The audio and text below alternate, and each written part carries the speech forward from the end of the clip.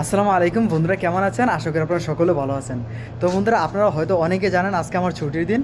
আর আজকে আমার ছুটির দিনে আমি আলহামদুলিল্লাহ আমার স্যালারিটা আমার হাতে পেয়ে গেছি। যারা প্রবাসে থাকে ছুটির দিনে যখন তারা ক্যাশের স্যালারিটা তাদের হাতে পায়, এটার কি একটা অনুভূতি যারা প্রবাসে আছে তারা একমাত্র জানে। ধরুন আজকে আমার ছুটির দিন, এখন আমি স্যালারিটা পেয়ে গেছি আলহামদুলিল্লাহ। আমি সময় নিয়ে ঠান্ডা মাথায় আমি আমার হিসাবটা করতে পারবো, আমি বাংলাদেশে কত টাকা পাঠাবো এবং এখানে আমার মেস খরচ, খাওয়ার খরচ কত টাকা রাখবো, আমার পকেট খরচ এবং ইন্টারনেট বিল কত টাকা রাখবো, সব কিছুর একটা ঠান্ডা মাথায় হিসাব করে আমি বাংলাদেশে টাকাটা পাঠাতে পারবো।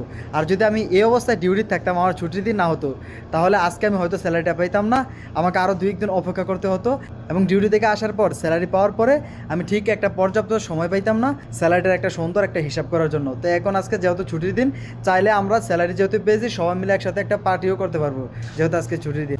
আসলে বন্ধুরা, আমরা প্রবাসীরা যখন দীর্ঘ 1 মাস পরিশ্রম করার পরে স্যালারিটা হাতে পাই, তখন আলাদা একটা অন্যরকম ভালো লাগা কাজ করে। এই কারণে আপনাদের কাছে ভিডিওটি শেয়ার করে। তো আপনারা সকলে আমাদের সকল প্রবাসী ভাইদের জন্য দোয়া করবেন। আজকে আমরা এখানে বিদায় নিচ্ছি। আল্লাহ হাফেজ।